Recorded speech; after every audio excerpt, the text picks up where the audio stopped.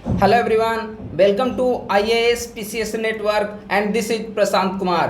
Friends, आज की इस वीडियो में मैं आप लोगों के साथ प्रतियोगिता दर्पण की विगत एक वर्ष के महत्वपूर्ण वार्षिकी घटनाक्रम को मैं डिस्कस करूंगा। आज के इस वीडियो में प्रतियोगिता दर्पण की अगस्त 2022 की पत्रिका के अंतर्गत जो महत्वपूर्ण एक वर्ष के घटनाक्रम दिए गए हैं उसे मैं डिस्कस करूंगा। इसके अंतर्गत राष्ट्रीय, अंतर्राष्ट्रीय आर्थिकी परिदृश्य एवं नवीनतम सामान्य ज्ञान टॉपिक पर चर्चा की जाएगी, जो कि आगामी प्रारंभिक परीक्षा के लिए काफ़ी ज़्यादा महत्वपूर्ण है। देखिए, जब आप बीपीएससी परीक्षा प्रारंभिक परीक्षा की तैयारी कर रहे हो, चूंकि इसका 30 सितंबर इसका डेट है प्रीलिम्स का, तो आपको पिछले एक साल का करेंट अफेयर आपको अच्छे तरीके से कवर करना होगा। ठीक है, तो आज की इस वीडियो में प्रतियोगिता दर्पण की इस महीने की पत्रिका में जो वार्षिकी घटनाक्रम दिया हुआ है उसे हम लोग यहाँ पर संक्षिप्त रूप में समझने की कोशिश करते हैं। सबसे पहले हम लोग राष्ट्रीय घटनाक्रम को देखते हैं। ठीक है, महत्वपूर्ण पॉइंट को हमने यहाँ पर उसे हाईलाइट कर दिया है, इसे हम लोग पॉइंट को डिस्कस करते हैं। सबसे पहला पॉइंट है, नवनिर्मित संसद भवन राष्ट्र को समर्पित की गई है। कब? 28 मई 2023 ईस्वी को भारत के प्रधानमंत्री नरेंद्र मोदी के द्वारा नवनिर्मित संसद भवन राष्ट्र को समर्पित किया गया। यह जो संसद भवन है वह सेंट्रल विस्टा परियोजना के तहत इसका निर्माण किया गया है। इसका कुल क्षेत्रफल जो है 64,500 वर्ग मीटर इसका क्षेत्रफल है और इसका डिजाइन अहमदाबाद के प्रसिद्ध वास्तुकार बिमल हसमुख पटेल ने तैयार की है। काफ़ी ज़्यादा महत्वपूर्ण है। नए नवनिर्मित संसद भवन का डिजाइन किसने तैयार किया? बिमल हसमुख पटेल ने। इसका निर्माण पर लागत खर्च कितनी है? 1000 करोड़ रुपया इसकी लागत है। इसके अलावा ये प्रोजेक्ट जो है टाटा प्रोजेक्ट्स लिमिटेड ने इस प्रोजेक्ट को तैयार किया है। ठीक है, इसके अलावा इससे संबंधित कई और चीज़ें याद करने वाली बात हैं, जैसे नए संसद भवन में सीटों कितने सांसद बैठ सकते हैं। तो नए संसद भवन में कुल 1272 सांसद बैठ सकते हैं, जिनमें से 888 लोकसभा के कक्ष में और 384 राज्यसभा कक्ष में बैठने की कैपेसिटी, बैठने की इसकी स्ट्रेंथ है। ठीक है, इसके अलावा ये जो संसद भवन है, देखिए अगस्त 2023 की यह पत्रिका है। यह जो संसद भवन है इसका शिलान्यास 10 मई 2020 को किया गया था। दो चीज़ याद रखेंगे, इसका शिलान्यास 10 मई 2020 को और इसका उद्घाटन राष्ट्र को कब समर्पित किया गया, अभी हमने बताया यहाँ पर 28 मई 2023 को। यानी कि इसकी नींव रखी थी 10 मई 2020 को नींव रखी गई थी और उसके बाद से बनना स्टार्ट हुआ। 28 मई 2023 राष्ट्र को समर्पित किया गया। यह सेंट्रल विस्टा परियोजना का हिस्सा है। एरिया 64,500 वर्ग मीटर है। इसका डिजाइन बिमल हसमुख पटेल ने तैयार की है। लागत 970 करोड़ है और निर्माण टाटा प्रोजेक्ट्स लिमिटेड के द्वारा किया गया है। ठीक है, तो इतने चीज़ों को आप यहाँ पे याद रखें। इसके अलावा इसमें संसद भवन के अंतर्गत जो नया लोकसभा कक्ष है उसकी विषय वस्तु राष्ट्रीय पक्षी मोर और राज्यसभा कक्ष की विषय वस्तु राष्ट्रीय पुष्प कमल पर आधारित है। ये काफ़ी ज़्यादा महत्वपूर्ण है। इसके शुभारंभ पर प्रधानमंत्री ने कितने रुपए का विशेष सिक्का जारी किया गया है? तो चूंकि आज़ादी का 75वें वर्ष में भारत प्रवेश कर चुका है, तो 75 रुपये का सिक्का नए संसद भवन के शुभारंभ पर प्रधानमंत्री के द्वारा जारी किया गया है और इसे कोलकाता के टकसाल में तैयार किया गया है। ठीक है, नए संसद भवन से संबंधित इतना ही महत्वपूर्ण तथ्य थे। अब चूंकि नए संसद भवन जब निर्माण किया गया तो उसमें सेंगोल राजदंड की भी स्थापना की गई है। इसके बारे में कुछ चीज़ें जानना आवश्यक है। नवनिर्मित संसद भवन को राष्ट्र को समर्पित करने के अनुक्रम में भारत के माननीय प्रधानमंत्री नरेंद्र मोदी ने लोकसभा उपाध्यक्ष की कुर्सी के निकट सेंगोल यानी कि राजदंड को स्थापित किया है। इसका संबंध जो है वह चोल साम्राज्य से है। सेंगोल शब्द एक तमिल शब्द सेमई से लिया गया है, जिसका अर्थ होता है नीति परायणता। यह अंग्रेजों के द्वारा भारत को सत्ता हस्तांतरित किए जाने का प्रतीक है। आगे आने वाला जो सेंटेंस है काफ़ी ज़्यादा महत्वपूर्ण है। इसे देश के प्रथम प्रधानमंत्री जवाहरलाल नेहरू ने 14 अगस्त 1947 को तमिलनाडु के थिरुवदुवर अधिनियम से विशेष रूप से आए अधिनियम का मतलब होता है पुरोहित। तमिलनाडु साइड में जो पुरोहित होते हैं उनको अधिनियम कहा जाता है। पुरोहितों से ग्रहण किया था।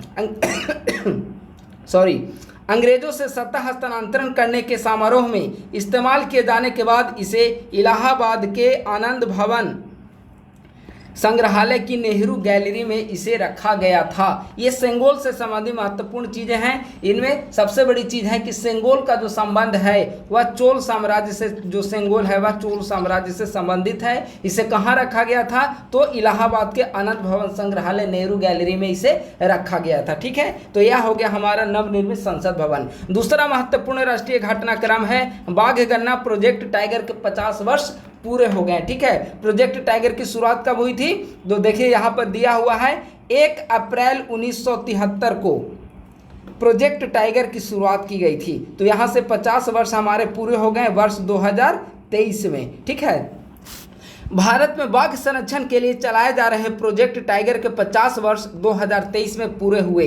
इस अवसर पर 9 अप्रैल 2023 को मैसूर विश्वविद्यालय में प्रोजेक्ट टाइगर के 50 वर्ष पूरे होने के उपलक्ष्य में स्मरणोत्सव कार्यक्रम आयोजित किया गया, जिसमें चीफ गेस्ट के रूप में भारत के माननीय प्रधानमंत्री नरेंद्र मोदी को आमंत्रित किया गया था। इन्होंने बाघों की अनुमान से संबंधित एक लिस्ट जारी की है, जिसके अनुसार वर्तमान समय में देश में बाघों की कुल संख्या 3167 है। ठीक है, प्रोजेक्ट टाइगर के देखें तो 1 अप्रैल 1973 ईस्वी को प्रोजेक्ट टाइगर की शुरुआत यहां पर की गई थी। ठीक है, जिस समय प्रोजेक्ट टाइगर की शुरुआत की गई थी 1973 ईस्वी में, उस समय बाघों की कुल संख्या 263 थी। वर्तमान समय में 3167 बाघों की कुल संख्या। देखिए यहाँ पर किस प्रकार से क्रम में बाघों की संख्या में वृद्धि होते चली गई है। ठीक है, 2006 में 1411 था, 2010 में 1706 था, 2014 में 2226, 2018 में 2967 और वर्तमान समय में 2022 में जो रिपोर्ट जारी की गई 3167। वर्तमान समय में देश में बाघों की कुल संख्या 53 है। ये डेटा पुराना है। ठीक है, आप इसे देख लेंगे। यह हो गया हमारा 2 घटनाक्रम हम लोग डिस्कस कर चुके। तीसरा है मोरबी दुर्घटना। ये बीपीएससी प्रीलिम्स के लिए इंपॉर्टेंट नहीं है। मणिपुर हिंसा भी महत्वपूर्ण नहीं है। इसमें 2 चीज़ें सिर्फ आप याद रख लीजिए कि कुकी और मैती जो समुदाय है वे मणिपुर से संबंधित है, बस। ठीक है, इसके अलावा इसमें याद नहीं करना। अब जो टॉपिक आ रहा है काफ़ी ज़्यादा महत्वपूर्ण है। ठीक है, चूंकि आप सभी जानते हैं कि वर्तमान समय में पिछले कुछ दिनों के अंतर्गत देश के कई राज्यों में विधानसभा चुनाव संपन्न किए गए हैं। तो जिन राज्यों में विधानसभा चुनाव संपन्न हुए हैं वहां विधानसभा सीटों की कुल संख्या कितनी है, किस पार्टी ने वहां पर जीत किस पार्टी को मिली, वहां सीएम कौन बने, इन 3 चीज़ों को आपको वहां पर याद रखना है। प्लस में वर्तमान समय में वहां के राज्यपाल कौन है, इसे आप लोग याद रखिएगा। ठीक है, आइए सबसे पहले कर्नाटक 224 सदस्यीय विधानसभा। कर्नाटक में भी चुनाव संपन्न हुए हैं। यहाँ पर 224 विधानसभा सदस्यों की कुल संख्या यहाँ पर 224 है। ठीक है, देखिए यहाँ पर कैप्शन में दिया हुआ है, इसे देखिए। विधानसभा सीटों की कुल संख्या 224। सभी सीटों पर चुनाव हुए। सर्वाधिक सीट कांग्रेस को 135 सीटें प्राप्त हुई। पिछले वर्ष 80 सीटें प्राप्त हुई थी। भारतीय जनता पार्टी को इस बार सिर्फ 66 सीटें प्राप्त हुई है। कुल अगर देखा जाए तो कांग्रेस 135 सीटों के साथ वहां पर मेजोरिटी से कांग्रेस ने सरकार बनाई और वहां पर वर्तमान समय में कर्नाटक के मुख्यमंत्री सिद्धारमैया हैं, वो यहाँ पर मुख्यमंत्री बने हैं। दूसरी बार कर्नाटक के मुख्यमंत्री पद की उन्होंने शपथ ली है। ठीक है, ये कर्नाटक हो गया।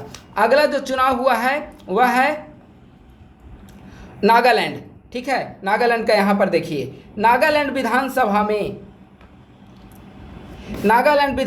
में सीटों की कुल संख्या जो है वह 60 है, लेकिन एक सीट पर निर्विरोध चुने गए। वहाँ के जो विधायक है वह एक सीट पर निर्विरोध चुने गए और कुल 59 सीटों पर वहाँ पर चुनाव हुए, जिनमें से NDPP national democratic progressive party को 25 सीटें प्राप्त हुई और सिंगल लार्जेस्ट पार्टी सबसे बड़ी दल बनी। भारतीय जनता पार्टी को वहाँ पर 12 सीटें मिली। पिछली बार भी से 12 सीटें ही प्राप्त हुई थी। कांग्रेस को वहाँ पर 0 सीटें मिली हैं, यानी कि एक भी सीटें कांग्रेस को प्राप्त नहीं हुई है। तो नागालैंड सबसे बड़ी दल बनी है national democratic progressive party NDPP. वहाँ के जो मुख्यमंत्री बने हैं नागालैंड के, वो यहाँ पर देखिए एनडीपीपी के नेता नेफ्यू रियो 5वीं बार वहां के मुख्यमंत्री चुने गए हैं। 7 मार्च 2023 को राजधानी कोहिमा में आयोजित एक समारोह में उन्होंने मुख्यमंत्री पद की शपथ ली है। ठीक है, नागालैंड हो गया, कर्नाटक हो गया।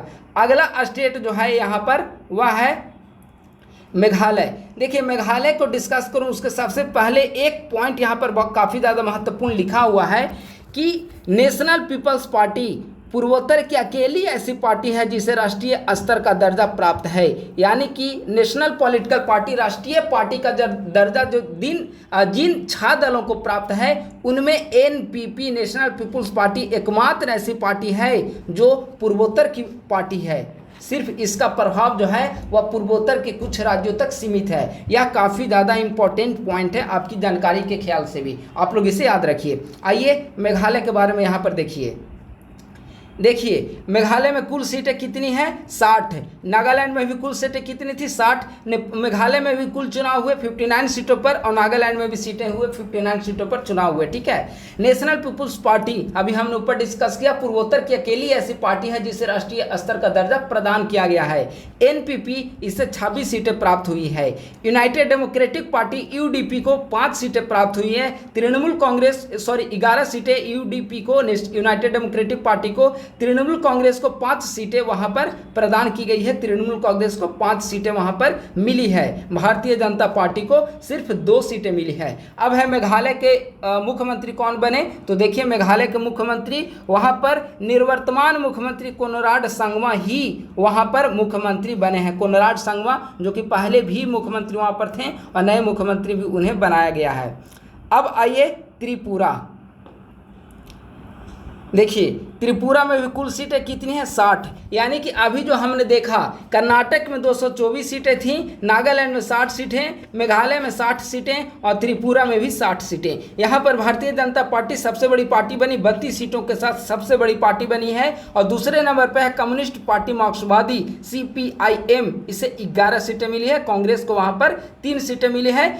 दूसरी सबसे बड़ी पार्टी है टिपरा मोथा पार्टी, 13 सीटें इसे प्राप्त हुई है। फर्स्ट नंबर की पार्टी भारतीय जनता पार्टी, दूसरे नंबर टिपरा मोथा पार्टी, तीसरे नंबर पे है कम्युनिस्ट पार्टी मार्क्सवादी। इसे आप इसलिए भी याद रखिएगा क्योंकि हाल ही में इसे क्षेत्रीय पार्टी का भी दर्जा चुनाव आयोग के द्वारा प्रदान कर दिया गया है। राज्य स्तरीय पार्टी, नोट क्षेत्रीय पार्टी, राज्य स्तरीय पार्टी का दर्जा इसे प्रदान किया गया है। तो यह है त्रिपुरा। इसके अलावा कुछ इसके पूर्व जो चुनाव हुए हैं उसे भी यहाँ पर संक्षिप्त रूप में डिस्कस कर लेते हैं। वह है हिमाचल प्रदेश। देखिए हिमाचल प्रदेश के अंतर्गत कुल सीटों की जो संख्या है वह 68 कुल सीट हैं। कांग्रेस को वहां पर 40 सीटें मिली है, भारतीय जनता पार्टी को वहां पर 25 सीटें मिली है। और वहां के राज्यपाल अभी चेंज हो गए हैं। वहां पे जिस समय इसका रिजल्ट आया था, चुनाव हुआ था, उस समय राज्यपाल थे राजेंद्र विश्वनाथ अर्लेकर। उन्होंने सुखविंदर सिंह सुक्खू को मुख्यमंत्री पद की शपथ दिलाई थी। वे राज्य के 15वें मुख्यमंत्री थे, 15वें मुख्यमंत्री हैं। और उप मुख्यमंत्री मुकेश अग्निहोत्री को वहां पर बनाया गया है। अगला है गुजरात। गुजरात जो चुनाव हुए उनमें सबसे बड़ी पार्टी भारतीय जनता पार्टी, 156 सीटें, 182 सीटों में 156 सीटें भारतीय जनता पार्टी को मिली है। कांग्रेस को 17 सीटें और पहली बार आम आदमी पार्टी ने वहां पर चुनाव लड़ा जिसे 5 सीटें वहां पर आम आदमी पार्टी को भी प्राप्त हुई है। तो गुजरात के मुख्यमंत्री कौन हैं? देखिए भूपेंद्र पटेल गुजरात के मुख्यमंत्री बने हैं। 12 दिसंबर 2022 को मुख्यमंत्री की इन्होंने शपथ ली है और राज्यपाल है वहां के आचार्य देवव्रत। ठीक है, आप लोग इसे याद रखिएगा। चुनाव आयोग के द्वारा एक बहुत बड़ा राजनीतिक अपडेट दिया गया है। ठीक है, उसके अंतर्गत आम आदमी पार्टी को राष्ट्रीय पार्टी का दर्जा प्रदान किया गया है। आम आदमी पार्टी कई राज्यों में क्षेत्रीय पार्टी का, इसे क्षेत्रीय राज्य स्तरीय पार्टी का दर्जा मिला हुआ है। दिल्ली, गोवा, पंजाब और गुजरात, इन 4 राज्यों में इन्हें राज्य स्तरीय पार्टी का दर्जा प्रदान किया गया है। और आप याद करिए, राष्ट्रीय पार्टी का दर्जा प्रदान करने की एक शर्त ये भी है कि किन्हीं 4 राज्यों में उस पॉलिटिकल पार्टी को राज्य स्तरीय पार्टी का दर्जा प्राप्त होना चाहिए। उनमें आम आदमी पार्टी शामिल हुआ और इसे 10 अप्रैल 2023 ईस्वी को राष्ट्रीय पार्टी का दर्जा प्रदान किया गया है। ठीक है, वहीं तृणमूल कांग्रेस भारतीय कम्युनिस्ट पार्टी व राष्ट्रवादी कांग्रेस पार्टी को राष्ट्रीय पार्टी का दर्जा वापस ले लिया गया। आम आदमी पार्टी को राष्ट्रीय पार्टी का दर्जा दिया गया, वहीं दूसरी तरफ AITMC all India Trinamool Congress, CPI communist party of India और एनसीपी नेशनलिस्ट कांग्रेस पार्टी, इसे राष्ट्रीय पार्टी का दर्जा वापस ले लिया गया। तो कुल मिलाकर अगर वर्तमान समय में देखें तो राष्ट्रीय पार्टी की दर्जा जो है वह 6 है, जिनमें भारतीय जनता पार्टी पहला, कांग्रेस, मार्क्सवादी communist party, Bahujan Samaj party, national people's party और आम आदमी पार्टी, ये 6 राष्ट्रीय पार्टी वर्तमान समय में नेशनल पॉलिटिकल पार्टी हैं। आप लोग इन 6 का नाम अच्छे से याद रखिए। अगला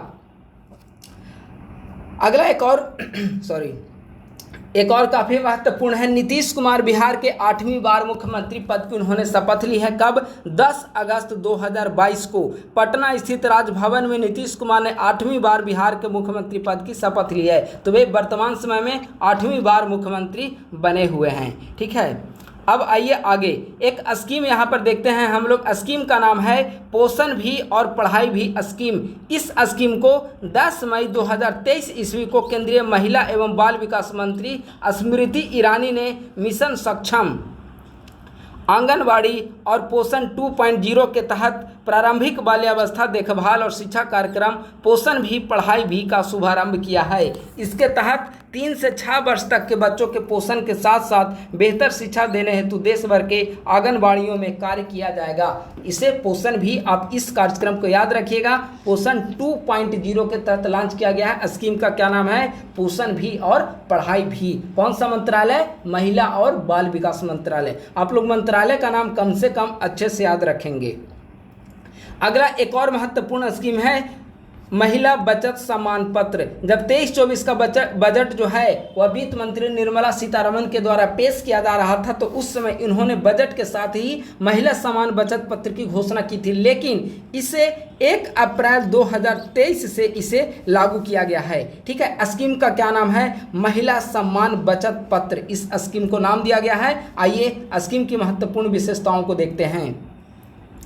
यह स्कीम 2 साल के लिए वैलिड है, आप इसे याद रखेंगे। इस योजना के तहत केवल महिलाएं अथवा नाबालिग लड़कियों के नाम से अभिभावक डाकघर अथवा किसी अधिकृत बैंक में खाता खोल सकते हैं। इस निवेश की अवधि, इसके तहत 2 वर्ष की निवेश की अवधि है और इस योजना में न्यूनतम आप 1000 रुपये और अधिकतम 2 लाख रुपये आप बैंक अकाउंट में जमा कर सकते हैं। ठीक है, इसके तहत जो भी आप राशि जमा करेंगे उस पर 7.5% की दर से आपको इंटरेस्ट प्रदान किया जाएगा। अरे यह योजना केवल 2 वर्ष के लिए 31 मार्च 2025 तक लागू है। आप याद रखिएगा, इसकी शुरुआत कब की गई?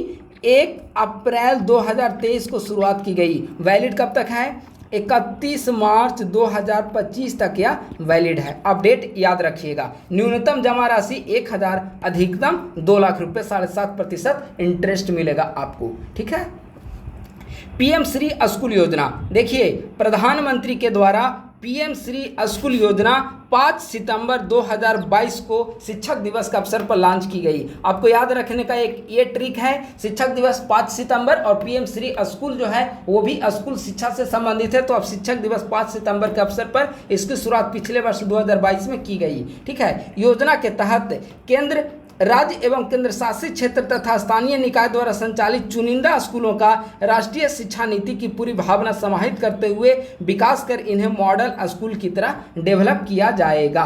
अगला, ये देश का पहला भूकंप स्मारक स्मृति वन, कहाँ पर? तो गुजरात के भुज में। अगस्त 2022 में प्रधानमंत्री नरेंद्र मोदी ने गुजरात के भुज में भारत का पहला भूकंप स्मारक स्मृति वन देश को समर्पित किया। जगह का नाम आप याद रखिएगा। भूकंप नाम आते ही आपके माइंड में गुजरात के भुज क्षेत्र आ जाना चाहिए, क्योंकि वहां पर जब 2001 ईस्वी में भूकंप आया था तो बड़े स्तर पर लगभग 12,000 से अधिक लोगों की वहां पर डेथ हुई थी और उन्हीं की स्मृति में देश का पहला, भारत का पहला भूकंप स्मारक स्मृति वन गुजरात के भुज में स्थापित किया गया और देश को समर्पित किया गया है। आगे यहां पर आते हैं उड़े देश का आम नागरिक, इसका अगला चरण जो है 5वां चरण शुरू किया गया है उड़े देश का आम नागरिक यानी कि उड़ान। उड़ान का पूरा नाम है उड़े देश का आम नागरिक। इसकी शुरुआत 2016 में की गई थी और इसका 5वां चरण जो है अप्रैल 2023 ईस्वी में इसका 5वां चरण शुरू किया गया। अगला काफ़ी ज़्यादा महत्वपूर्ण है, इसे आप लोग देखिए, ग्रीनफील्ड हेलीकॉप्टर फैक्ट्री। ठीक है, देखिए 6 फरवरी 2023 को प्रधानमंत्री नरेंद्र मोदी ने कर्नाटक में तुमकुरू में हिंदुस्तान एरोनॉटिकल लिमिटेड की हेलीकॉप्टर फैक्ट्री का लोकार्पण किया है। इसकी आधारशिला 2016 में प्रधानमंत्री ने ही रखी थी। ग्रीनफील्ड हेलीकॉप्टर फैक्ट्री एशिया की सबसे बड़ी हेलीकॉप्टर निर्माण सुविधा प्रदान करेगी, यानी कि एशिया की सबसे बड़ी हेलीकॉप्टर निर्माण सुविधा ग्रीनफील्ड हेलीकॉप्टर फैक्ट्री का उद्घाटन लोकार्पण भारत के माननीय प्रधानमंत्री के द्वारा 6 फरवरी 2023 को कर्नाटक के तुमकुरू में किया गया है। ठीक है, आप लोग इसे याद रखिएगा। अगला यहाँ पर देखते हैं, वन्य जीव संशोधन अधिनियम भारत सरकार के द्वारा लाया गया है। आप जानते हैं कि वन्य जीव संशोधन अधिनियम पहली बार 1972 ईस्वी में लाया गया था और उसके 50 वर्ष पूरे होने पर 2022 ईस्वी में इसमें संशोधन प्रस्ताव लाया गया, जिसे राज्यसभा में 2 अगस्त 2022 को और लोकसभा में 2 अगस्त 2022 को और राज्यसभा में 8 दिसंबर 2022 को पारित किया गया है। इसके तहत जो महत्वपूर्ण प्रावधान है वो यह है कि वन्य जीवों के अवैध व्यापार एवं इनसे जुड़े अपराधों के लिए जुर्माने में वृद्धि का प्रावधान भी किया गया है। ऐसे अपराध के लिए पहले जहां 25,000 रुपये जुर्माना लिए जाते थे, जिसे अब बढ़ाकर 5 लाख रुपये तक कर दिया गया है। तो यह संशोधन काफ़ी ज़्यादा महत्वपूर्ण है, आप लोग इसे यहाँ पर याद रखेंगे। अब यहाँ पर आते हैं, हाँ, एक अध्यादेश केंद्र सरकार के द्वारा हाल ही में लाया गया। हालांकि अभी इसे सुप्रीम कोर्ट में चैलेंज किया गया दिल्ली सरकार के द्वारा, लेकिन आप फिर भी इसे देख लीजिए, एक बार संक्षिप्त रूप में पूछा जा सकता है। मई 2023 में राष्ट्रीय राजधानी क्षेत्र दिल्ली राज्य क्षेत्र संशोधन अध्यादेश 2023 को राष्ट्रीय राजधानी सिविल सेवा प्राधिकरण के गठन के उद्देश्य से केंद्र सरकार के द्वारा प्रख्यापित किया गया। यानी कि राष्ट्रीय राजधानी क्षेत्र दिल्ली राज्य क्षेत्र अध्यादेश 2023 का उद्देश्य क्या है? राष्ट्रीय राजधानी सिविल सेवा प्राधिकरण का गठन करना। इसके अध्यक्ष कौन होंगे? दिल्ली के सीएम इसके अध्यक्ष होंगे। दिल्ली के चीफ सेक्रेटरी मुख्य सचिव और प्रधान गृह सचिव जो होंगे, इसके अन्य 2 सदस्य होंगे। प्राधिकरण में सभी निर्णय उपस्थित सदस्यों के बहुमत के आधार पर लिया जाएंगे, यानी कि इसमें कुल 3 सदस्य होंगे मुख्यमंत्री के सहित और मुख्यमंत्री को मिलाकर, और जिसमें 2 अगर किसी मुद्दे पर सहमति बनाते हैं तो वह इम्प्लीमेंट हो जाएगा, और अगर सहमति नहीं बन पाता है तो उस उपराज्यपाल का जो निर्णय है वह अंतिम निर्णय होगा। अगला ये काफ़ी ज़्यादा महत्वपूर्ण है, मणिपुर हिंसा की जांच हेतु कमीशन गठित की गई है। 4 जून 2023 को केंद्र सरकार ने मणिपुर हिंसा की जांच के लिए गुवाहाटी उच्च न्यायालय के पूर्व न्यायाधीश अजय लांबा की अध्यक्षता में 3 सदस्यीय न्यायिक आयोग का गठन किया गया। आप यहाँ पर अध्यक्ष का नाम याद रखिए, अध्यक्ष का नाम पूछा जा सकता है, तो क्या है अध्यक्ष का नाम? अजय लांबा। इसके अलावा 2 अन्य सदस्य हैं, जिनमें एक हिमांशु शेखर दास और दूसरा आलोक प्रभाकर शामिल हैं। बस, इससे ज़्यादा इसमें आपको कुछ भी याद नहीं करना है। अगला आइए, सोमनाथन समिति। देखिए, सोमनाथन समिति का संबंध है राष्ट्रीय पेंशन प्रणाली नेशनल पेंशन स्कीम में सुधार से संबंधित अपना सुझाव देने के लिए सोमनाथन समिति, जो अभी वित्त सचिव हैं टीवी सोमनाथन, उनकी अध्यक्षता में केंद्र सरकार के द्वारा गठित की गई है। तो अब समिति का नाम याद रखिए। सोमनाथन समिति का संबंध किससे है? मणिपुर हिंसा की जांच के लिए गठित समिति के अध्यक्ष कौन है? इन सभी चीज़ों को आप अच्छे से याद रखिए, कुछ भी बीपीएससी प्रीलिम्स में पूछा जा सकता है। अगला, अडानी हिंडनबर्ग मामले की जांच हेतु समिति गठित की गई है। काफ़ी ज़्यादा हाईलाइटेड इशू रहा है एक समय भारतीय इंडियन पॉलिटिक्स में। अडानी हिंडनबर्ग मामले की जांच हेतु केंद्र सरकार के द्वारा एक कमेटी गठित की गई, जिसके अध्यक्ष उच्चतम न्यायालय के पूर्व न्यायाधीश न्यायमूर्ति अभय एम सप्रे को इसका अध्यक्ष बनाया गया है, और इसमें कुल 6 सदस्य होंगे। अगला, चर्चित सम्मेलन। इनमें एक जो पॉइंट है वो काफ़ी ज़्यादा महत्वपूर्ण है। एक पॉइंट का हम लोग डिस्कस करते हैं। पहला है राष्ट्रीय विज्ञान फिल्म महोत्सव। देखिए, राष्ट्रीय विज्ञान फिल्म महोत्सव जो है वह 22 से 26 अगस्त 2022 को भोपाल में इसका आयोजन किया गया। मंत्रालय का नाम है विज्ञान और प्रौद्योगिकी विभाग। ठीक है, 12वें राष्ट्रीय विज्ञान फिल्म महोत्सव है। कहाँ? भोपाल में। कब? अगस्त 2022 में। अगला पॉइंट, केंद्र राज्य विज्ञान सम्मेलन 2022। देखिए केंद्र राज्य विज्ञान सम्मेलन, विज्ञान वर्ड ही है तो यानी कि विज्ञान और प्रौद्योगिकी मंत्रालय के द्वारा इसका आयोजन किया गया है। कहाँ पर?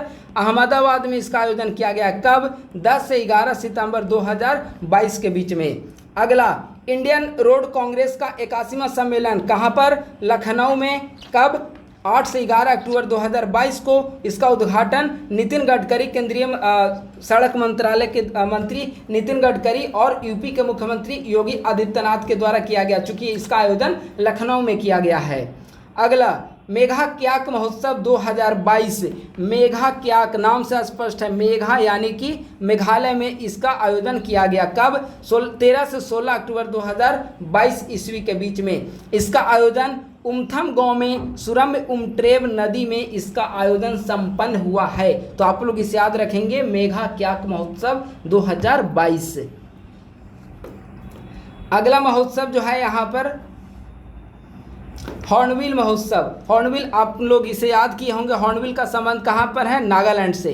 हॉर्नबिल नागालैंड 1 से 10 दिसंबर 2022 को इसका आयोजन किया गया। इसका उद्घाटन भारत के माननीय उपराष्ट्रपति जगदीप धनखड़ के द्वारा इसका उद्घाटन किया गया। और यह जो हॉर्नबिल महोत्सव है वह नागालैंड राज्य का सबसे बड़ा सांस्कृतिक महोत्सव है। ठीक है, तो आप हॉर्नबिल महोत्सव की याद रखिए, नागालैंड। अगला है विश्व पुस्तक मेला 2023। विश्व पुस्तक मेला 2023 का जो थीम है वह आज़ादी का अमृत महोत्सव। इसमें अतिथि देश के रूप में गेस्ट ऑफ ऑनर कंट्री का दर्जा जो दिया गया वह फ्रांस को दिया गया। और इसका आयोजन नई दिल्ली के प्रगति मैदान में एनबीटी के तत्वावधान में किया गया है। ठीक है, 25 फरवरी से 5 मार्च 2023 के दौरान। आप लोग इसे याद रखिएगा, अतिथि देश का दर्जा फ्रांस को प्रदान किया गया। अगला 49वां खजुराहो महोत्सव। खजुराहो कहाँ पर स्थित है? मध्य प्रदेश में स्थित है, इसीलिए इसका आयोजन भी मध्य प्रदेश में किया गया। कब? 20 से 26 फरवरी 2023 को। महत्वपूर्ण पॉइंट को हमने यहाँ पर अंडरलाइन कर दिया है ताकि आप इसे देखकर इजीली समझ सकें। इसका पीडीएफ मैं टेलीग्राम पे प्रोवाइड करा दूंगा। फूल वालों की सैर। अक्टूबर 2022 के दौरान दिल्ली में हिंदुओं व मुस्लिमों में सद्भाव एवं मैत्री का प्रतीक दिल्ली का ऐतिहासिक महोत्सव फूल वालों की सैर संपन्न हुआ। तो प्रश्न आएगा कि फूल वालों की सैर नामक सांस्कृतिक महोत्सव भारत के किस क्षेत्र में आयोजित किया गया? आप क्या आंसर लगाएंगे? नई दिल्ली में इसका आयोजन किया गया है। मुगल काल से लेकर अब तक 175 वर्ष से चले आ रहे इस वार्षिक महोत्सव का आयोजन 1942 में तत्कालीन ब्रिटिश शासन ने बंद करा दिया था, लेकिन 1961 में पुनः इसकी शुरुआत कर दी गई। और इसका आयोजन जो है वह शेर ए गुलफरूजा के द्वारा किया जाता है। यह दिल्ली के फूल विक्रेताओं का एक वार्षिक उत्सव है, तो आप लोग इसे भी याद रखें। अगला महत्वपूर्ण सम्मेलन जो है यहाँ पर 108वां भारतीय विज्ञान कांग्रेस। बताइए, 108वां भारतीय विज्ञान कांग्रेस जो कि जनवरी 2023 में संपन्न हुई, इसका आयोजन कहाँ किया गया? नागपुर में इसका आयोजन किया गया। इस सम्मेलन का उद्घाटन किसने किया? भारत के माननीय प्रधानमंत्री के द्वारा इसका उद्घाटन किया गया। और इसकी जो थीम बहुत महत्वपूर्ण है, महिला सशक्तिकरण के साथ सतत विकास के लिए विज्ञान और प्रौद्योगिकी, यानी कि science and technology for sustainable development with women empowerment. इसे भी आप लोग याद रखिए, यहाँ पर VVI हमने भी लिख दिया है। अगला 17वां प्रवासी भारतीय दिवस। ये तो काफ़ी इंपॉर्टेंट है। 17वां भारतीय प्रवासी दिवस जनवरी 2023 में इसका आयोजन किया गया। इंदौर में इसका आयोजन किया गया है। इसका थीम क्या है? डायस्पोरा अमृत काल में भारत की प्रगति के लिए विश्वसनीय भागीदार। Diaspora reliable partners for India's progress in Amrit Kaal. आप लोग यहाँ पर थीम का नाम याद रखिए। और चीफ गेस्ट किन्हें बनाया गया था? अब चीफ गेस्ट का भी नाम याद रखिए। उनमें गुयाना के राष्ट्रपति डॉक्टर मोहम्मद इरफान अली इस सम्मेलन के मुख्य अतिथि थे। तो इसे इतनी ही चीज़ों को आपको याद रखना है। आगे हम लोग बढ़ रहे हैं। भारतीय चावल कांग्रेस 2023। चावल कांग्रेस 2023 उड़ीसा में, चूंकि चावल अनुसंधान संस्थान स्थित है कटक में, तो वहीं पर उड़ीसा में कटक स्थित राष्ट्रीय चावल अनुसंधान संस्थान में देश में दूसरी भारतीय चावल कांग्रेस का आयोजन किया गया। और इसका उद्घाटन देश के माननीय राष्ट्रपति श्रीमती द्रौपदी मुर्मू के द्वारा इसका उद्घाटन किया गया है। इसके अलावा एक और महत्वपूर्ण है CBI का हीरक जयंती। चूंकि CBI की स्थापना के 60 वर्ष पूरे हो चुके हैं। ठीक है, तो ऐसी स्थिति में 1 अप्रैल 2023 ईस्वी को यहाँ सीबीआई का हीरक जयंती यहाँ 60 वर्ष पूरे हो गए। तो 3 अप्रैल को 2023 को नई दिल्ली विज्ञान भवन में हीरक जयंती मनाया गया। इसका उद्घाटन किया है भारत के माननीय प्रधानमंत्री नरेंद्र मोदी के द्वारा इसका उद्घाटन किया गया। जो सीबीआई है वह हमारे गृह मंत्रालय के अंतर्गत आता है और इसकी स्थापना 1 अप्रैल 1963 ईस्वी में की गई थी। इन्होंने 60 वर्ष 1 अप्रैल 2023 को पूरा किया और हीरक जयंती 3 अप्रैल 2023 को मनाया गया। हीरक जयंती में उद्घाटन सत्र की अध्यक्षता भारत के माननीय प्रधानमंत्री के द्वारा की गई। अगला 14वां विश्व मसाला कांग्रेस 2023। देखिए इसका जो आयोजन है वह मुंबई में किया गया। फरवरी 2023 में इसका आयोजन मुंबई में किया गया। इसका थीम स्पाइसेस है, आप याद कर सकते हैं, लेकिन ज़्यादा महत्वपूर्ण ये नहीं है, इसलिए मैं डिस्कस नहीं कर रहा हूँ इसे। अगला 26वीं राष्ट्रीय युवा महोत्सव। देखिए राष्ट्रीय युवा महोत्सव 12 जनवरी को राष्ट्रीय युवा दिवस मनाया जाता है। तो उसी उपलक्ष्य में 12 से 16 जनवरी 2023 को राष्ट्रीय युवा महोत्सव का 26वां संस्करण आयोजित हुआ और इसका मेन जो थीम था, जहां पर आयोजन किया गया वह हुबली धारवाड़ में कर्नाटक सरकार की मेजबानी में किया गया है। यानी कि मेन इसका आयोजन कर्नाटक में किया गया है। ठीक है, इसका आयोजन केंद्रीय खेल एवं युवा मंत्रालय के द्वारा किया गया और थीम इसका महत्वपूर्ण है विकसित युवा विकसित भारत। राष्ट्रीय युवा महोत्सव 2023 का थीम है। अगला डिफेंस एक्सपो 2022।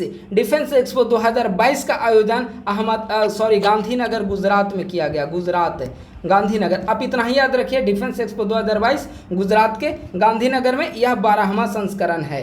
अगला है ऑटो एक्सपो 2023। ये नोएडा व नई दिल्ली में किया गया है। ऑटो एक्सपो 2023 इसका आयोजन। ठीक है, अगला भारत पर्व 2023। गणतंत्र दिवस 2023 के आयोजन के तहत भारत सरकार के द्वारा दिल्ली के लाल किले पर 26 से 31 जनवरी 2023 के दौरान भारत पर्व का आयोजन किया गया। इसका मुख्य उद्देश्य जो है वह एक भारत श्रेष्ठ भारत के विचार को लोकप्रिय बनाना इसका मुख्य उद्देश्य है। अगला है वैश्विक बौद्ध शिखर सम्मेलन। यह बहुत महत्वपूर्ण है, कारण इसका पहली बार आयोजन किया गया है। कब? अप्रैल 2023 में। कहाँ पर? तो नई दिल्ली में इसका आयोजन किया गया। किसके द्वारा? अंतर्राष्ट्रीय बौद्ध संघ व केंद्रीय संस्कृति मंत्रालय के द्वारा मिलकर इसका उद्घाटन किया गया और इसका आयोजन किया गया है।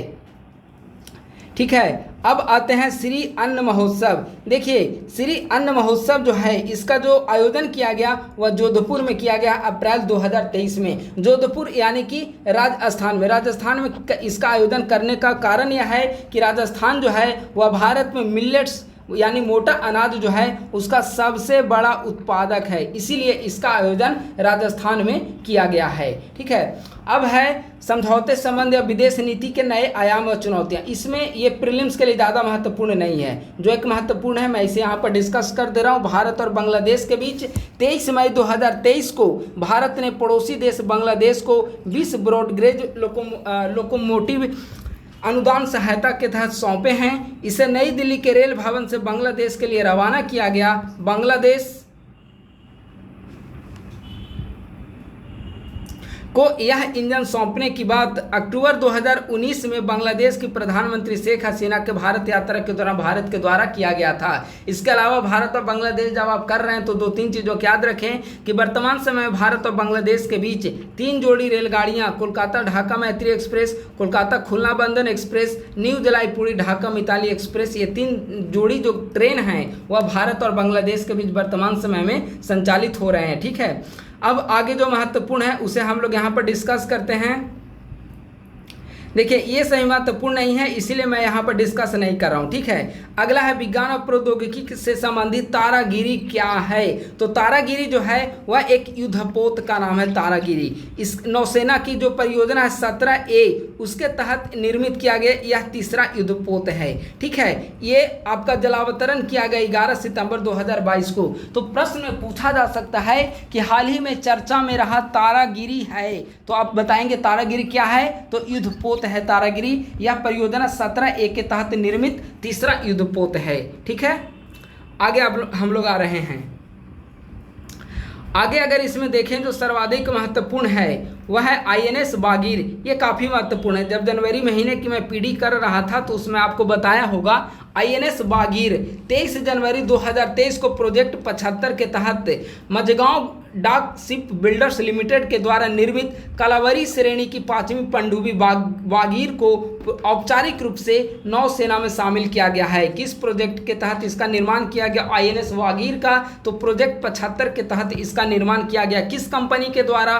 मझगांव डाक शिप बिल्डर्स लिमिटेड के द्वारा इसका निर्माण किया गया है। तो आप इन सभी चीज़ों को अच्छे से आप याद रखें। अगला देखा जाए, हाँ, NVS 01 का सफल प्रक्षेपण किया गया है। यह भी काफ़ी ज़्यादा महत्वपूर्ण है।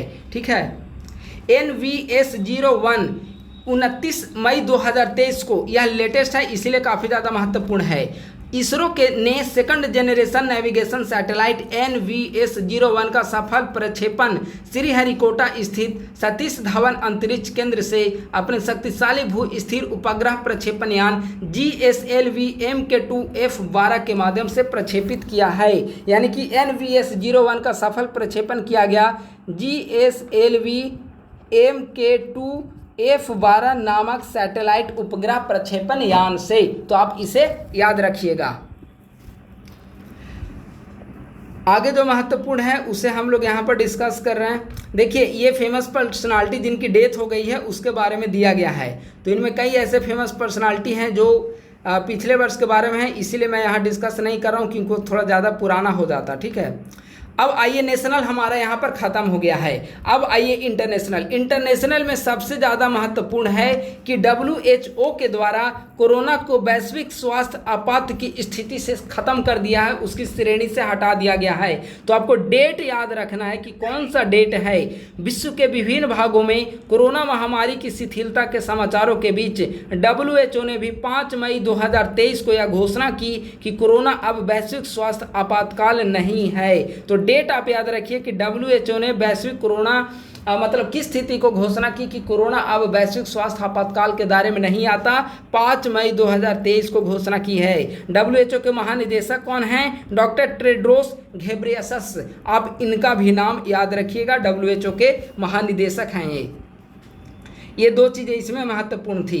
अगला, ब्रिटेन में सम्राट चार्ल्स तृतीय का औपचारिक राज्याभिषेक कब किया गया? 6 मई 2023 ईस्वी को इसका औपचारिक राज्याभिषेक किया गया है। लंदन में ब्रिटिश राजघराने की लगभग 1000 वर्ष पुरानी परंपरा अनुसार चार्ल्स तृतीय व उनकी पत्नी क्वीन कैमिला का औपचारिक राज्य तिलक शाही रीति रिवाज के अनुसार 6 मई 2023 ईस्वी को संपन्न हुआ। हालांकि ब्रिटेन का नया सम्राट इन्हें सितंबर 2022 में ही घोषित कर दिया गया था। अगला है, रूस यूक्रेन युद्ध के 1 वर्ष पूरे हो चुके हैं। तो यह इंपॉर्टेंट है कि रूस यूक्रेन युद्ध कब प्रारंभ हुआ था? तो 24 फरवरी 2022 को प्रारंभ हुआ और 24 फरवरी 2023 को इनका 1 वर्ष पूरा हो गया है। तो आप इसे देख लीजिएगा। ठीक है, अब हाँ, ये एक रिपोर्ट जारी की गई है भ्रष्टाचार से संबंधित corruption perception index, transparency international की है। ठीक है, करप्शन परसेप्शन इंडेक्स, इसके तहत इसमें कुल 180 देश शामिल हैं। इसके तहत अगर देखा जाए तो फर्स्ट रैंक जो है वह डेनमार्क को प्राप्त हुआ है, 90 अंक उसे प्रदान हुए हैं। दूसरा रैंक अगर देखा जाए तो फिनलैंड को दूसरा और न्यूजीलैंड को तीसरा स्थान प्राप्त हुआ। फर्स्ट है डेनमार्क, सेकंड है फिनलैंड और थर्ड है न्यूजीलैंड। इसे वहाँ प्राप्त हुए फर्स्ट, सेकंड और थर्ड रैंक। ठीक है, सबसे निचला स्थान अगर देखा जाए तो सोमालिया को सबसे निचला यानी कि 180वां स्थान प्राप्त हुआ है। वहीं भारत को 180 देशों में 85वां स्थान प्रदान किया गया है। तो याद रखिएगा आप लोग इसे। अब आते हैं हम लोग महत्वपूर्ण सम्मेलन को लेकर। ये काफ़ी ज़्यादा महत्वपूर्ण है। जो इंटरनेशनल समिट इस वर्ष आयोजित किए गए वह महत्वपूर्ण है या पिछले वर्ष को लेकर। SCO का 22वां सम्मेलन, देखिए यहाँ पर 22वां सम्मेलन पूछा गया है। तो 22वां सम्मेलन पिछले वर्ष सितंबर 2022 में उज्बेकिस्तान की राजधानी समरकंद में आयोजित किया गया था 22वां। और 23वां सम्मेलन अगर आपको पूछा जाएगा तो 23वां सम्मेलन भारत में। ठीक है, 22वां सम्मेलन उज्बेकिस्तान पिछले वर्ष 2022 में और 23वां 2023 में भारत में इसका आयोजन किया गया। किया गया। ठीक है, अगला G20 के अनुसंधान मंत्रियों की बैठक कहाँ हुई? इंडोनेशिया की राजधानी जकार्ता में G20 के अनुसंधान बैठक संपन्न हुई। यह पिछले वर्ष का है, इसीलिए यह पूछा भी जा सकता है, चूंकि 1 साल पहले का पूछ रहा है करंट, तो ये आप इसे याद रखिएगा। जिस वर्ष जिस देश में बैठकें वहाँ पर सम्मेलन आयोजित की जाती है तो उसके महत्वपूर्ण सम्मेलन उसी देश में आयोजित होते हैं। जैसे पिछले वर्ष 2022 में G20 का सम्मेलन इंडोनेशिया में आयोजित हुआ था, इस वर्ष भारत में हो रहा है। तो इस वर्ष जितने भी G20 के तहत, चाहे साइंस एंड टेक का सम्मेलन हो या फिर श्रम वाला सम्मेलन जो पटना में हुआ, कोई भी होगा वो भारत में आयोजित होगा। तो पिछले वर्ष यह इंडोनेशिया में आयोजित हुआ था। 17वां G20 शिखर सम्मेलन, बताइए 17वां G20 शिखर सम्मेलन पिछले वर्ष जो था वो कहाँ आयोजित हुआ था 2022 में? तो वह इंडोनेशिया में आयोजित हुआ था। उसका थीम क्या था? Recover together recover stronger. अब इस वर्ष 18वां G20 सम्मेलन कहाँ पर आयोजित हो रहा है? तो 18वां भारत में। ठीक है, G20 के बारे में है वो हमने जनवरी के जो हम PD हम लोग डिस्कस कर रहे थे उसमें हमने G20 के बारे में पर्याप्त डिस्कस कर लिया है, अलग से आवश्यकता नहीं है। 77वें UNGA United nation general assembly UN महासभा के 77वें सत्र के अध्यक्ष कसाबा कुरैशी को चुना गया था। ठीक है, ये हंगरी के राजनयिक हैं। ठीक है, अब 78वें का भी चुन लिया गया है, वो कुछ दिन बाद जब मैगजीन में आएंगी तो आप उसे याद रखिएगा। अब 77 78 दोनों आपको वहाँ पर याद करके जाना है अच्छे से। अब आइए G20 का 49वां शिखर सम्मेलन, बताइए कहाँ हुआ G20 का 49वां शिखर सम्मेलन? अभी हाल ही में भारतीय प्रधानमंत्री का दौरा भी हुआ था। 19 से 21 मई 2023 को जापान के हिरोशिमा में विश्व के औद्योगिक रूप से संपन्न G7 का 49वां शिखर सम्मेलन जापान के प्रधानमंत्री फूमियो किशिदा की मेजबानी में संपन्न हुआ है। G7 के अगर सदस्य देश देखें, Canada, France, Germany, Italy, Britain, America, ये सब वहाँ पर G20 के महत्वपूर्ण सदस्य हैं। ठीक है, जर्मनी, जापान, एक जापान यहाँ पे नहीं लिखा हुआ है चूंकि वह मेजबानी कर रहा है इसीलिए। 1 Canada, 2, 3 Japan, 4 Italy, Britain, America, 4 और 3 7। यहाँ पर विशेष आमंत्रित रूप में देखें तो भारत को भी विशेष रूप से आमंत्रित किया गया था इस सम्मेलन के लिए, G7 के सम्मेलन के लिए, और यहीं पर क्वाड की भी बैठक संपन्न हुई है। ठीक है, विशेष आमंत्रित के रूप में शामिल किया गया था, मैं यहाँ पर अंडरलाइन कर दिया हूँ। इसी के साथ यहीं पर क्वाड शिखर सम्मेलन भी आयोजित हुई, जिसमें कहाँ पर आयोजित हुई जहाँ पर G7 का आयोजन हुआ वहीं पर क्वाड जापान के हिरोशिमा में, यानी कि क्वाड और G7 दोनों इस बार जापान के हिरोशिमा में ही हुए हैं। कारण यह था कि वहाँ पर G7 में भाग लेने के लिए क्वाड के सभी देश एकत्रित हैं, तो इसीलिए वहाँ पर इसका आयोजन कर दिया गया। इसके अलावा भारतीय प्रधानमंत्री की पापुआ न्यू गिनी यात्रा संपन्न हुई कब? 21 मई 2023 को। वहाँ पर भारतीय प्रधानमंत्री का वहाँ जाने का एक महत्वपूर्ण कारण था हिंद प्रशांत द्वीप समूह सहयोग मंच की वहाँ पर 3री बैठक वहाँ पर आयोजित हो रहा था, उसकी अध्यक्षता भारत के द्वारा की जा रही थी। हिंद प्रशांत क्षेत्र के 14 द्वीपीय राष्ट्र जो हैं वह हिंद प्रशांत द्वीप समूह सहयोग मंच के सदस्य हैं। कितने सदस्य? 14 द्वीपीय राष्ट्र इसके सदस्य हैं। हाँ, अब आइए यहाँ पर कुछ महत्वपूर्ण कंट्री जो काफ़ी ज़्यादा इंपॉर्टेंट रहे हैं, जैसे स्कॉटलैंड में अगस्त 2022 में सैनिटरी पैड निःशुल्क उपलब्ध कराए जाने संबंधी कानून वहां पर लागू हो गया है। इसके साथ ही स्विट्जरलैंड विश्व का ऐसा पहला देश बन गया है जो मासिक धर्म संबंधी उत्पादों तक निःशुल्क पहुंच के अधिकार को कानूनी रूप से रक्षा करता है।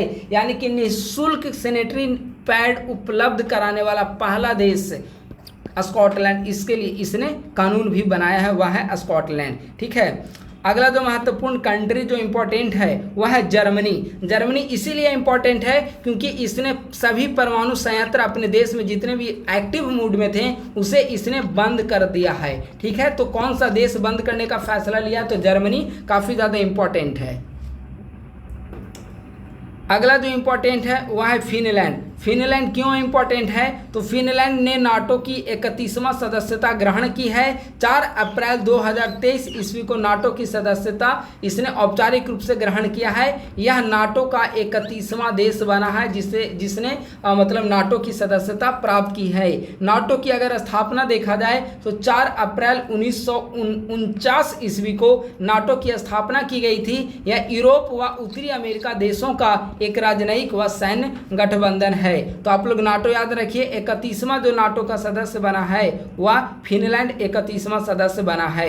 अगला, चाइना क्या क्यों इम्पोर्टेंट है वह देख लेते हैं। तो चाइना वर्ष 2023 को खरगोश का वर्ष बनाने की उसने घोषणा की है। Year of the water rabbits, खरगोश का वर्ष वाटर रैबिट्स मनाने की घोषणा वर्ष 2023 को किस देश ने की? चाइना ने की। इसके पहले 1 फरवरी 2022 से वह ईयर ऑफ द टाइगर वहाँ चल रहा था, चीते का वर्ष वह चल रहा था वहाँ पे, ठीक है। अभी खरगोश का वर्ष उसने घोषित कर दिया है।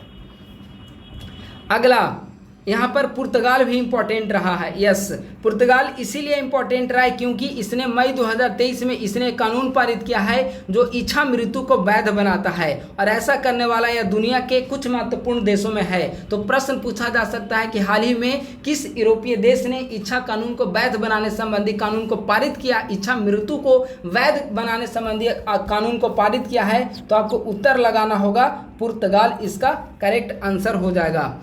अगला है महत्वपूर्ण है दानुरी। दानुरी इसीलिए महत्वपूर्ण है क्योंकि दक्षिण कोरिया ने अपने महत्वाकांक्षी अंतरिक्ष कार्यक्रम के तहत एक बड़ी उपलब्धि अगस्त 2022 में उस समय प्राप्त की जब चंद्रमा की कक्षा में परिक्रमा के लिए अपने एक स्वदेशी उपग्रह का प्रक्षेपण किया। दानुरी जो है वह दक्षिण कोरिया का एक उपग्रह है और चंद्रमा पर उपग्रह प्रक्षेपित करने वाला विश्व का 7वां और एशिया का 4था देश बना है।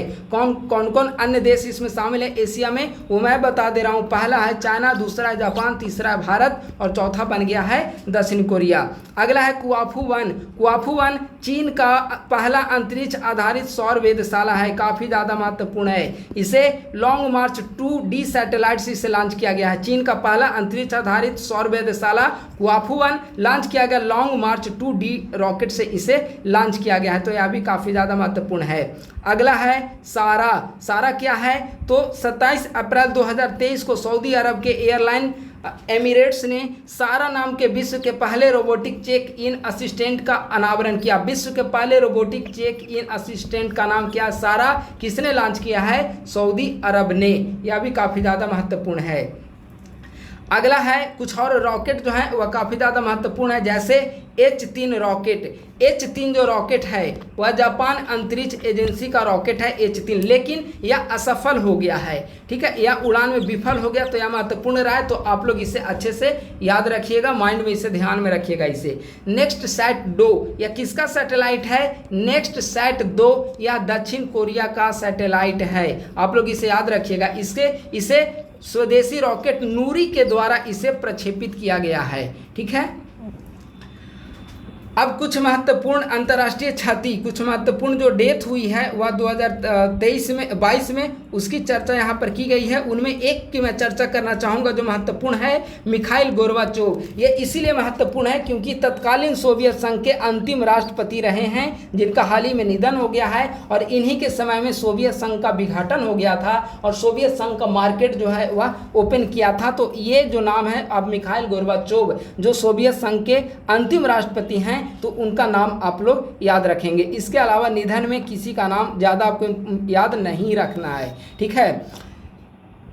यहाँ पर एक दो और चीज़ें महत्वपूर्ण है, जैसे अर्थ ओवरशूट डे 2022 में अर्थ ओवरशूट डे 28 जुलाई को मनाया गया है। अर्थ ओवरशूट डे का मतलब होता है किसी कैलेंडर वर्ष में उस तिथि से जिस दिन मानव ने उस वर्ष के लिए आवंटित प्राकृतिक संसाधनों का उपयोग कर लिया है। तो 2022 में अर्थ ओवरशूट डे 28 जुलाई को मनाया गया है, ठीक है।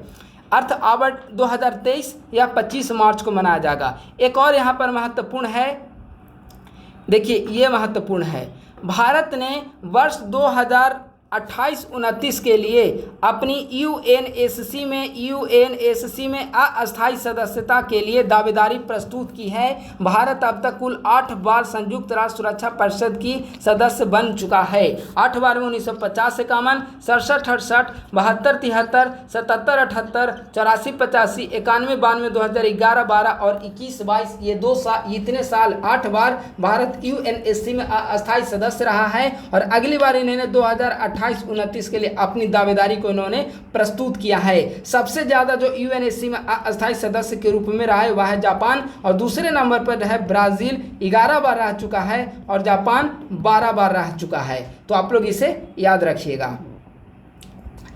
इसके अलावा यहाँ पर देखिए दो तीन चीज़ और महत्वपूर्ण है। महिला सम्मान बचत पत्र योजना हमने पहले ही आपके साथ डिस्कस कर दिया है।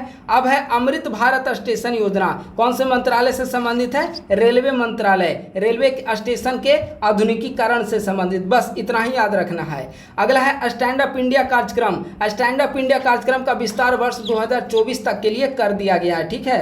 अगला है प्रधानमंत्री आवास योजना शहरी, इसका भी विस्तार 2024 तक कर दिया गया है। पहले ये 2015 में शुरुआत हुई, 2022 तक सबको आवास मुहैया कराने का टारगेट रखा गया था, लेकिन अब इसे 2024 टारगेट को बढ़ाकर कर दिया गया है।